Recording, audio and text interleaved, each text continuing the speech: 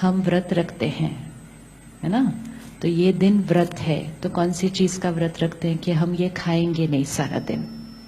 तो फिर कभी कभी भूल जाता है बीच में, और स्पेशली जब आसपास के लोग खा रहे हो अच्छी अच्छी चीजें, तो बीच में क्या होता है, जाता है, कोई बात नहीं, लेकिन जाता है फिर याद आ जाता है। अगर आधा खा लिया फिर याद आ गया तो भी कोई बात नहीं, बहुत बढ़िया। पूरा खा लिया फिर याद आ गया तो भी कोई बात नहीं, बहुत बढ़िया। बाकी सारा दिन तो नहीं खाया ना।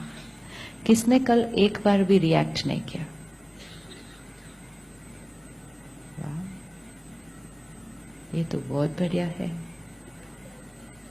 हाँ जी, इंटरनली किया, वेरी गुड। वो भी एक स्टेप है कि बाहर नहीं किया, व्यवहार में नहीं आया, बोल में नहीं आया, मन में डिस्टर्बेंस हुआ, तो बीमारी कौन सी स्टेज पे रुक गई? कौन सा बेटर है, बाहर आ जाना चाहिए या नहीं आना चाहिए? दुनिया में लोग कहते हैं ना, निकाल लो, अंदर रखेंगे तो प्रॉब्लम आएगी फिर। तो निकालना चाहिए या नहीं निकालना चाहिए? क्या करना चाहिए? प्रॉब्लम तब आती है जब अंदर क्रिएट किया, बाहर नहीं निकाला और अंदर उसको रहने दिया। तो फिर क्या होगा? वो दर्द, वो दुख, वो गुस्सा, वो अंदर अक्यूमुलेट होता जाएगा। जब वो अंदर अक्यूमुलेट होता जाएगा तो वो खुद को बहुत तकलीफ देगा। लेकिन अगर बाहर निकाला तो प्रॉब्लम तो और बढ़ जाएगी। लेकिन अगर अंदर क्रिएट किया और बाहर नहीं निकाला, तो देन नीड इज कि उसके बाद थोड़ी देर बैठकर वो अंदर को भी ठीक करना है कि हाँ, मुझे ये बात बुरी लगी, उन्होंने ऐसा नहीं करना चाहिए था। तो अपने आप से बैठकर अपनी काउंसलिंग करनी है, पर उन्होंने ऐसा क्यों किया? क्यों किया उन्होंने ऐसा? क्यों किया उन्होंने ऐसा? क्योंकि वो उनका संस्कार है। अभी कितने दिन मुझे इस संस्कार को फेस करना है? कितने दिन उस संस्कार को फेस करना है? तो 3 स्टेप्स कल देखे। तो फर्स्ट, अंडरस्टैंड कि ये उनका संस्कार है। सेकंड, कंपैशन कि कहीं ना कहीं उस आत्मा को अनेक जर्नी पर कभी ना कभी कुछ परिस्थिति आई है जिसकी वजह से वो संस्कार क्रिएट हुआ।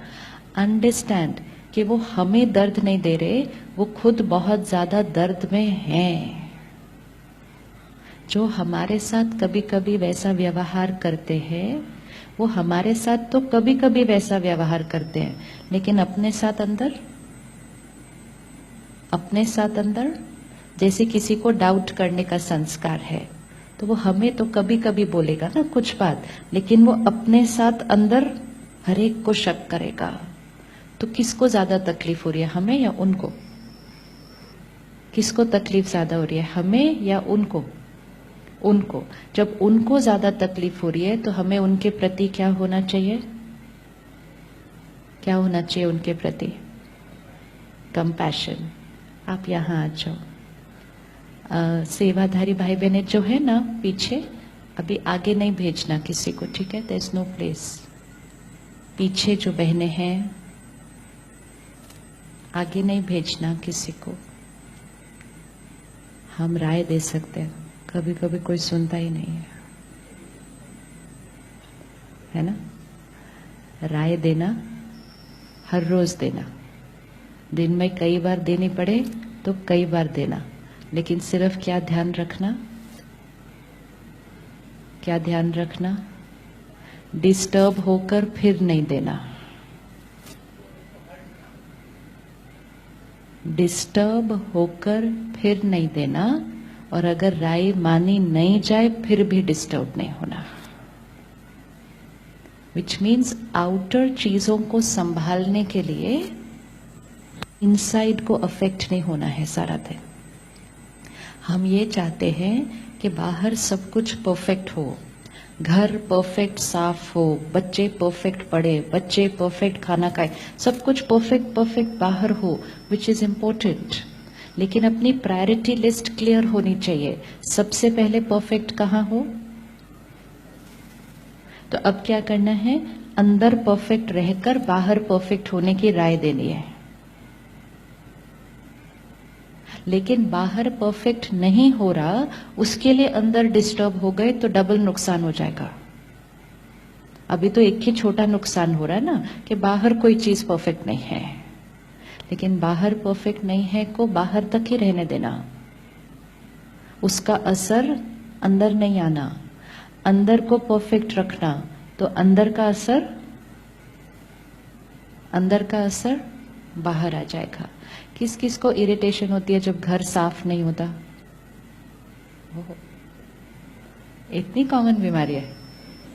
अच्छा, अभी सोचते हैं घर साफ नहीं है, सही बात नहीं है, साफ होना चाहिए, हर चीज हर जगह सही पड़ी होनी चाहिए।